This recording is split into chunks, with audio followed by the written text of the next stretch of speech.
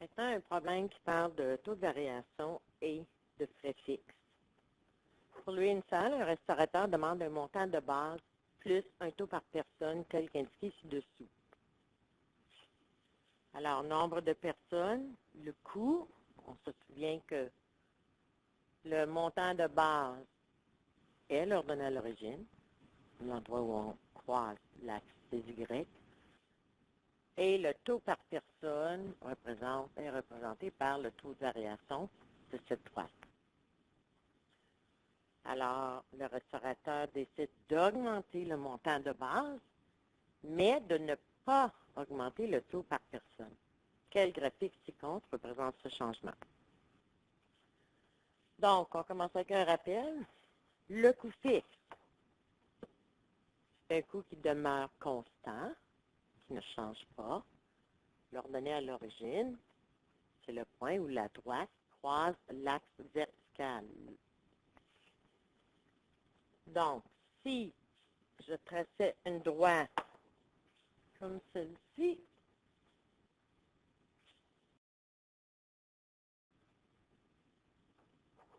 alors mon coût fixe, l'endroit où je croise l'axe vertical, c'est le montant qui est constant, peu importe le nombre de personnes qui se présentent. C'est aussi l'ordonnée à l'origine. Et le coût variable,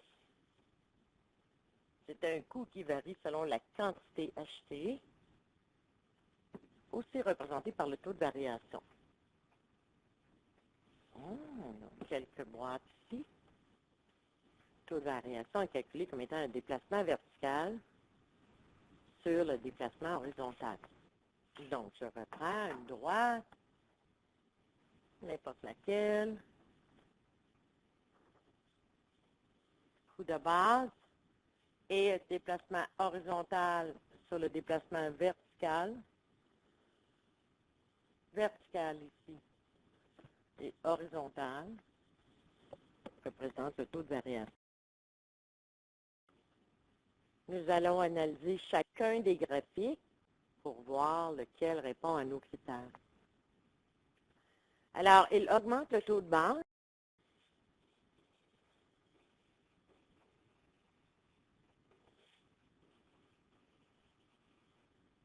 Mais il garde le taux de variation pareil. Dans ce cas ici, la droite originale, il a augmenté le taux de base et il garde le même taux de variation. Ceci semble satisfaire à nos conditions. Analysons tout de même les trois prochains graphiques. Dans ce cas ici, mon original et le taux de base diminue. Donc, ce n'est pas ce que je recherche. Bien que ce graphique a le même taux de variation, le premier critère n'est pas satisfait. Ce graphique-ci, frais de base, il est le même dans les deux cas. Donc, non, ça ne satisfait pas à nos critères. De plus, taux de variation original, et ici, le taux de variation est plus élevé. Donc, définitivement que non. Et, même situation, ici, nous avons le même taux de base. Donc, le taux de base n'a pas été augmenté. Ça ne satisfait pas à notre critère. Et de plus, le taux de variation est maintenant moins élevé, alors qu'il doit garder le même coût par personne. Donc, si je regarde, la bonne réponse est A, celui où le coût original est représenté ici. Et cette droite pointillée représente une droite avec un coût de base plus élevé, mais un taux de variation ou un coût variable qui est le même. Dans ce cas-ci, la réponse est A.